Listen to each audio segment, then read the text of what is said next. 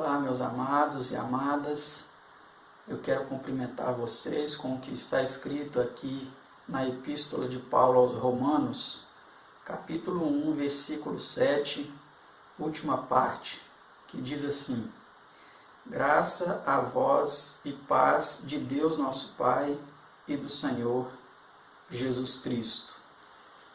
É uma alegria poder mais uma vez estudar outro tema da Palavra de Deus com você. Hoje vamos estudar o tema de número 7, que tem como título A Origem do Mal. É um tema composto de 8 perguntas e respostas, e nele nós vamos ver o que a Bíblia tem a dizer a respeito de como surgiu o mal. Antes de darmos início ao nosso estudo de mais esse tema, eu convido a você que, em atitude de adoração, de reverência, se ajoelhe juntamente comigo diante de nosso Deus e Pai, para assim então pedirmos a Ele a iluminação de seu Espírito para compreendermos este estudo da Palavra de Deus. Vamos orar?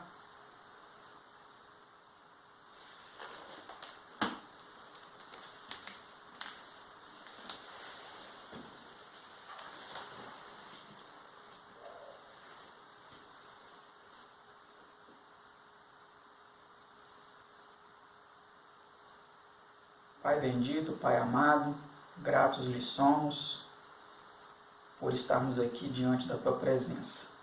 Por isso te adoramos em espírito e em verdade, suplicamos a iluminação de seu Espírito para compreendermos este assunto que vamos estudar. Peço que esteja com os nossos telespectadores, dando a eles compreensão, dando a eles também o desejo de pesquisar as Escrituras por si mesmos, de fazerem isso de forma individual, não só acompanhando aqui esses estudos.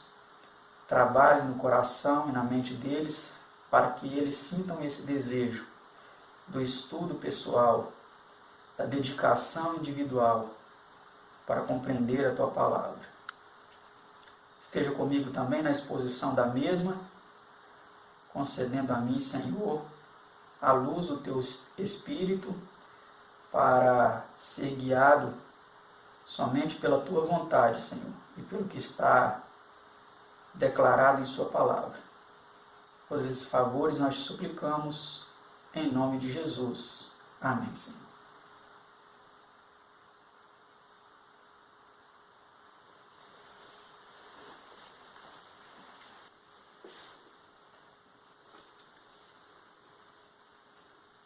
Como eu disse, nós vamos estudar hoje sobre a origem do mal. Este tema é um tema bem importante, porque muitas pessoas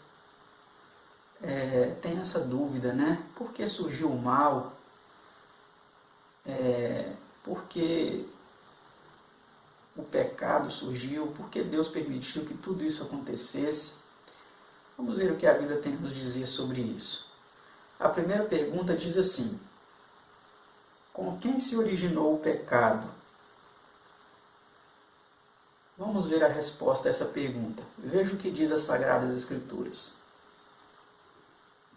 Quem comete pecado é do diabo, porque o diabo peca desde o princípio. 1 São João 3, versículo 8. Sem a Bíblia, a questão da origem do mal permaneceria inexplicável. Então, como vemos, o mal ele se originou com o diabo. Mas ele sempre foi diabo? Ele sempre foi Satanás? Sempre foi adversário? Vamos ver ao longo desse estudo. Vamos entender esses questionamentos. Veja a pergunta de número 2. Diz assim: desde quando é o diabo assassino? Veja o que diz São João 8,44. Diz assim: vós tendes por pai ao diabo, e quereis satisfazer os desejos de vosso pai. Ele foi homicida desde o princípio e não se firmou na verdade, porque não há verdade nele. São João 8,44. Então, como podemos perceber aqui neste texto, ele sempre foi assassino, mentiroso, nunca se firmou na verdade, né? Aqui vem dizendo que ele foi homicida desde o princípio. Então isso é importante nós sabermos, porque sabemos que tudo se originou com ele, né? Ele foi homicida desde o princípio, e aqui também vem a lume uma declaração que eu fiz no estudo anterior. Eu não sei se vocês se lembram, que eu disse que todos nós temos como base de filiação a Deus a criação. Mas quando o homem pecou, ele se alienou de Deus, se afastou de Deus. E para sermos novamente chamados filhos de Deus, nós precisamos receber a adoção de filhos através do sacrifício de Jesus Cristo, que nos resgatou novamente para que tivéssemos direito de sermos novamente inseridos na família celestial e sermos chamados filhos de Deus. E aqui Jesus estava falando a uma classe, os fariseus, diretamente, claramente, dizendo que eles eram filhos do diabo, porque eles queriam matar a Jesus. E o diabo que é assassino desde o princípio. Então todas as pessoas que têm ódio no seu coração, que têm o desejo de matar as pessoas, eles não são filhos de Deus. Eles são filhos do maligno, porque esse sentimento não é nascido, não é produzido no coração dos filhos de Deus. Não, ele é produzido no coração daqueles que se submetem ao diabo e se tornam assim seus filhos. Podemos dizer filhos espirituais, né, do maligno. Vamos para a pergunta 3. Qual é a relação do diabo para com a mentira? Veja o que diz a passagem de João 8,44, a última parte respondendo essa pergunta. Diz assim: quando ele profere mentira, fala do que lhe é próprio, porque é mentiroso e pai da mentira. Então, a mentira também ela teve origem com Satanás, com o diabo. Ele é o mentiroso, ele é o pai da mentira. Então, quem gosta de ficar mentindo é filho de quem? É filho de Satanás, não é mesmo? Vamos para a pergunta de número 4. Diz assim: foi Satanás criado pecador? Agora aqui vem a lume aqueles questionamentos que fizemos há pouco. Será que ele sempre foi pecador? Será que ele sempre foi adversário? Vamos ver o que a Bíblia tem a nos dizer sobre isso em Ezequiel 28, versículo 15. Diz assim: perfeito eras nos teus caminhos, desde o dia em que foste criado, até que se achou iniquidade em ti. Ezequiel 28, versículo 15. Esta declaração e a de São João 8,44, de que ele não se firmou na verdade, mostra que Satanás a princípio fora perfeito e estivera na verdade. São Pedro fala dos anjos que pecaram, segundo Pedro 2,4. E São Judas alude aos anjos que não guardaram o seu principado, Judas versículo 6. Ambas as passagens mostram que esses anjos estiveram em estado de pureza e inocência. Então nós vemos aqui que realmente o mal se originou com seres celestiais, com anjos, que eram perfeitos, mas em determinado momento abrigaram em seus corações o espírito de inveja, de dissensão, de oposição ao governo divino, e então se tornaram o que se tornaram, não é mesmo? Vamos para a pergunta 5ª, a pergunta de número 5.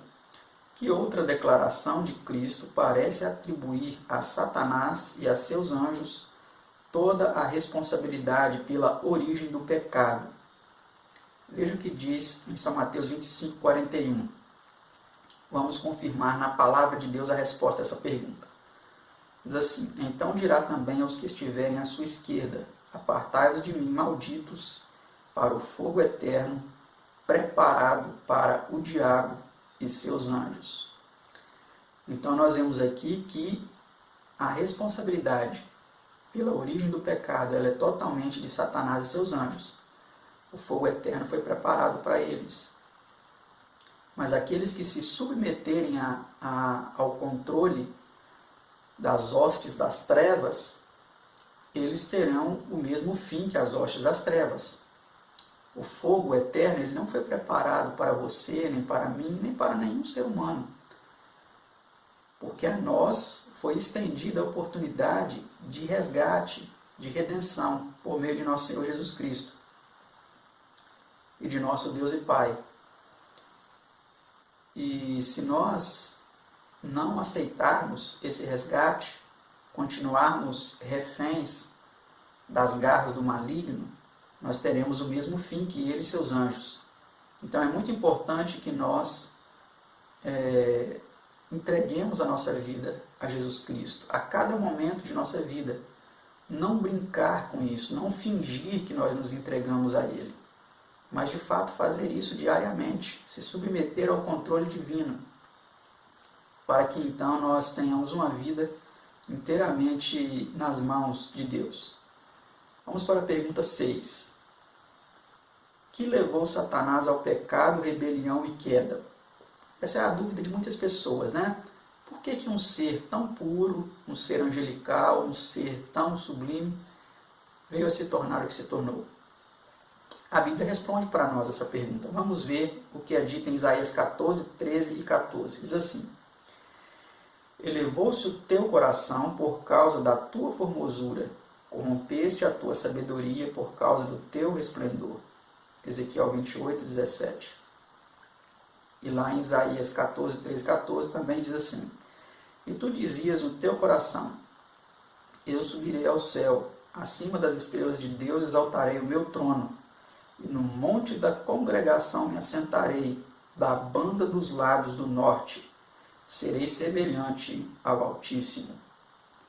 Então nós vemos aqui os sentimentos que foram desenvolvidos por este ser angelical. Ele deu guarida em seu coração a sentimentos de superioridade, a sentimentos exacerbados de orgulho, de exaltação própria, de vaidade.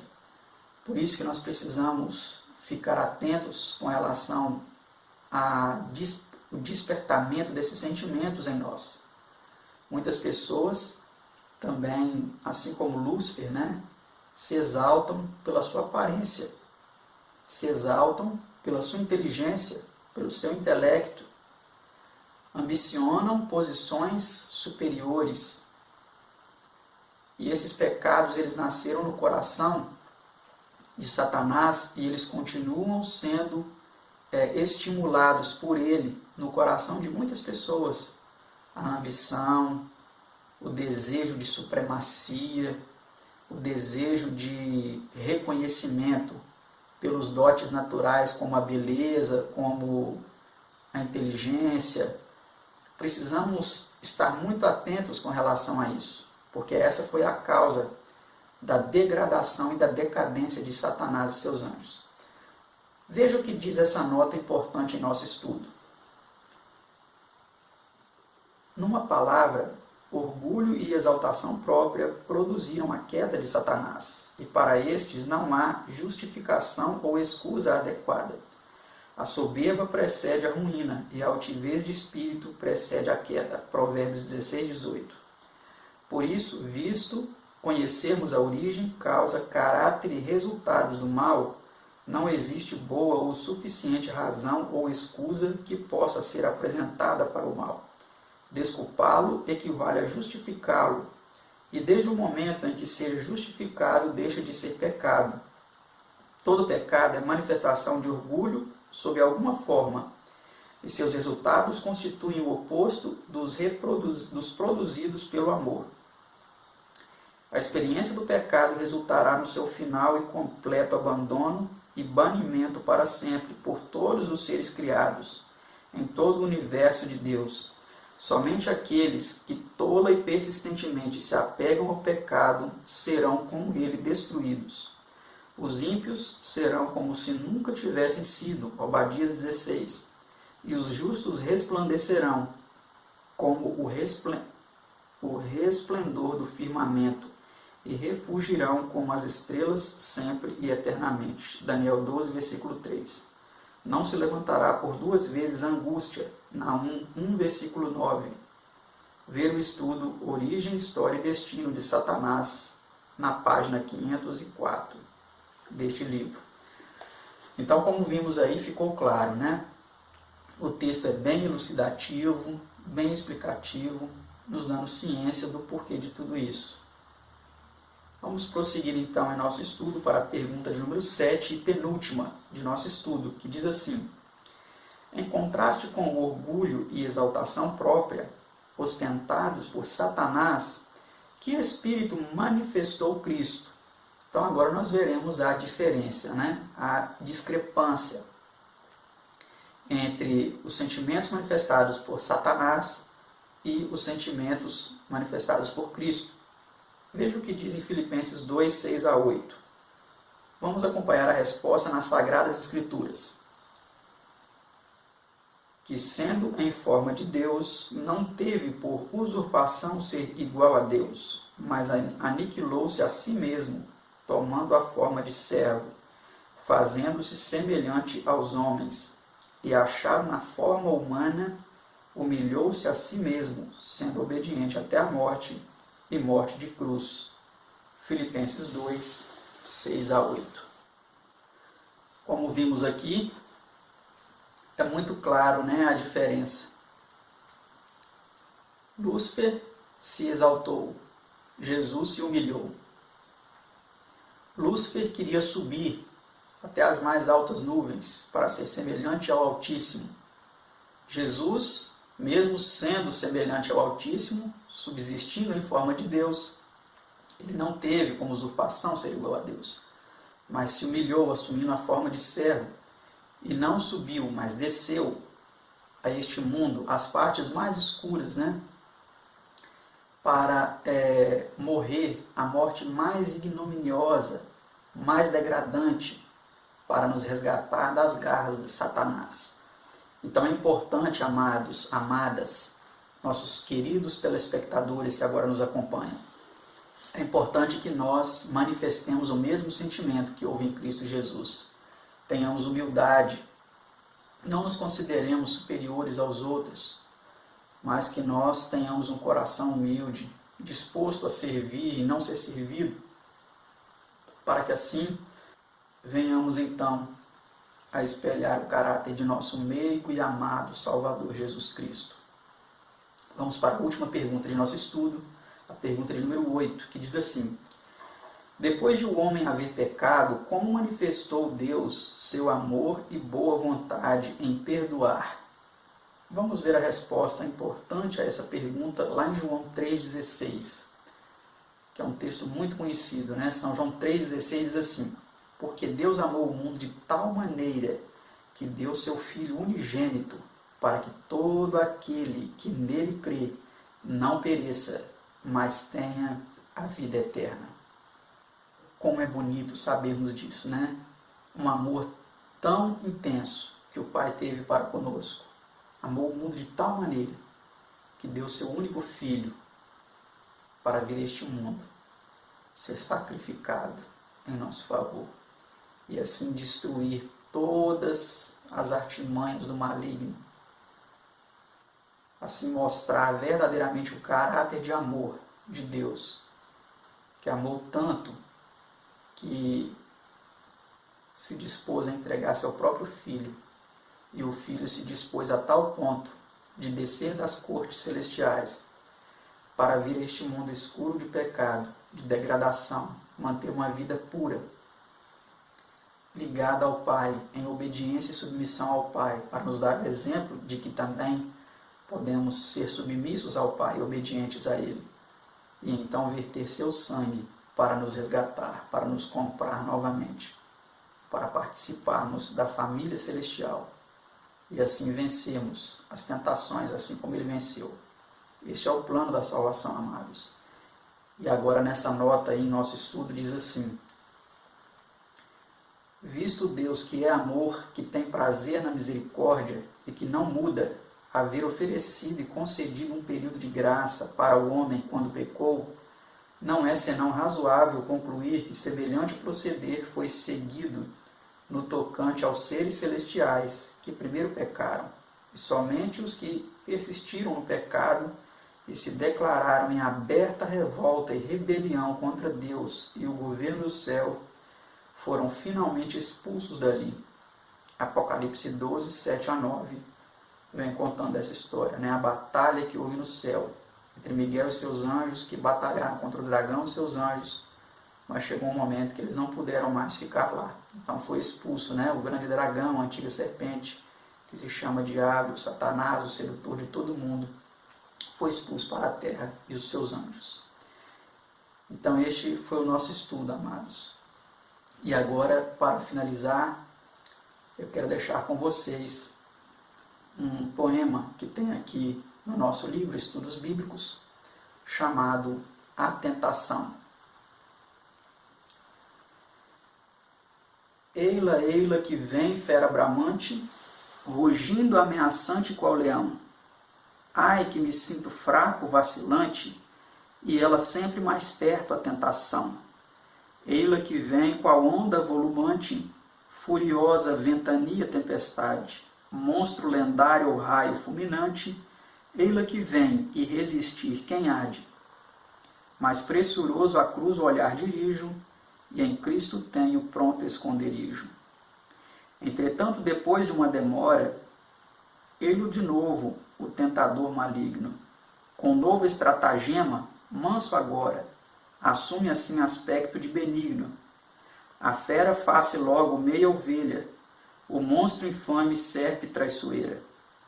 E persuasivamente, a olhar de esguelha, seduz, fascina, ao mal atrai, rafeira. Mas quando a Cristo então eu vou correndo, desaparece o tentador tremendo. Anônimo. Que Deus continue abençoando você, a sua família, seus amigos, e que nós a cada dia lutemos contra o tentador, nos submetendo a Cristo, resistindo ao diabo, e ele fugirá de nós. Que Deus nos abençoe e até o nosso próximo estudo, se assim Deus nos permitir. Tchau.